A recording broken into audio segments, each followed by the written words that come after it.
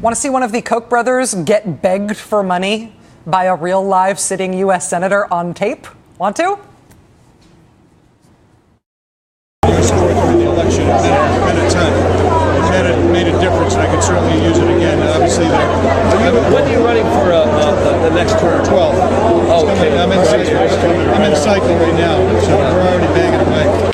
Already banging away. Think Progress today posting that clip of Massachusetts Republican Senator Scott Brown, my senator, telling the real David Kcoh how important that Koch brothers' money was to him and how he could really, really, really use some more. Please. And the Koch brothers have, in fact, been very good to Senator Scott Brown. In November 2009, when Scott Brown's race was really the only impending Republican Senate race, David Kcoh gave just over $30,000 to the Republican Party's Senate Campaign Committee, the NRSC. The Brothers Koch Industries PAC gave the committee another $15,000 at that time, and they gave Mr. Brown's campaign $5,000 directly. The Koch Industries PAC has also given tens of thousands of dollars to another Republican Scott, to this guy, Wisconsin Governor Scott Walker, which is probably why someone impersonating David Koch was able to get Governor Walker on the phone last month for 20 minutes in the middle of what was supposedly a very engrossing state budget crisis. Repercussions from that prank call to Governor Walker continue reverberating for the governor, not least because in that call, he tipped his strategy. He explained how he would try to trick Democrats into coming back to the state capitol, thus affording the Senate a quorum to pass his union stripping thing. He also explained how he would use the threat of laying off state workers for its political effect.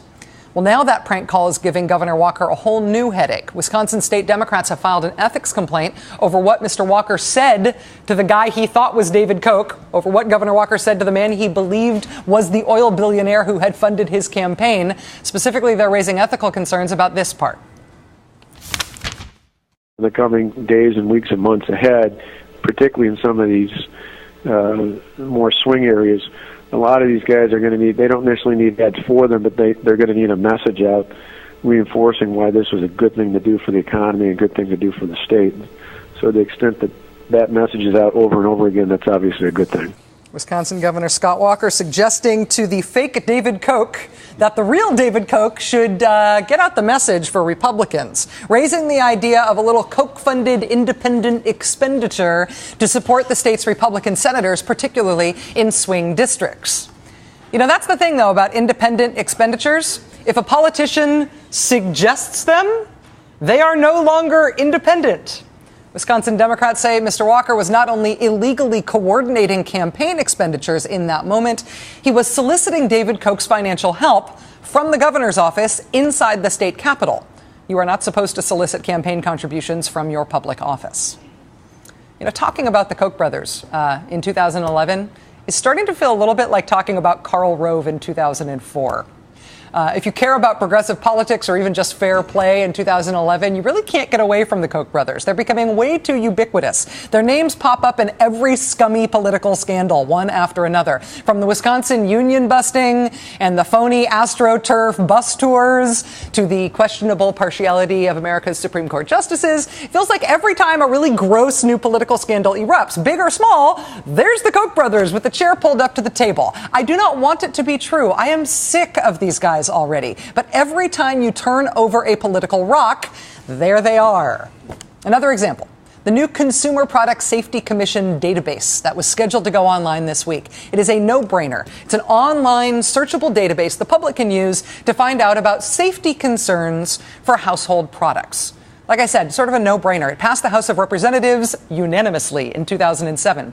It passed the Senate by a mile. The legislation creating it was signed into law by George W. Bush to precisely zero controversy because, dear Lord, who is going to object to consumer product safety information being put online? This guy will.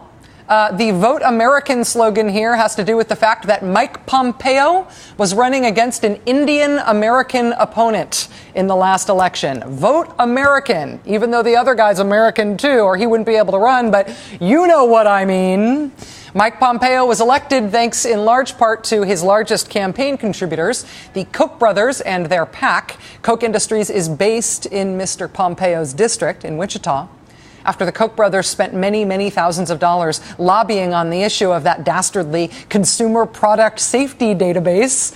Suddenly, America found one congressman who was willing to try to kill it. Mike Pompeo, Republican of Koch brothers, Kansas. Mr. Pompeo has tried to spike this database. The Kansas City Star reporting today that it looks like he will fail in those efforts, but I'm sure the men upstairs appreciate his efforts anyway. I do not want to keep talking about the Koch brothers. Really, I do not. I always want to say it's Koch because of the way it's spelled. They're awkward. They're boring. I'm not interested in talking about them. I don't want to keep putting their names in the spotlight. But dude, these guys are earning it every single day.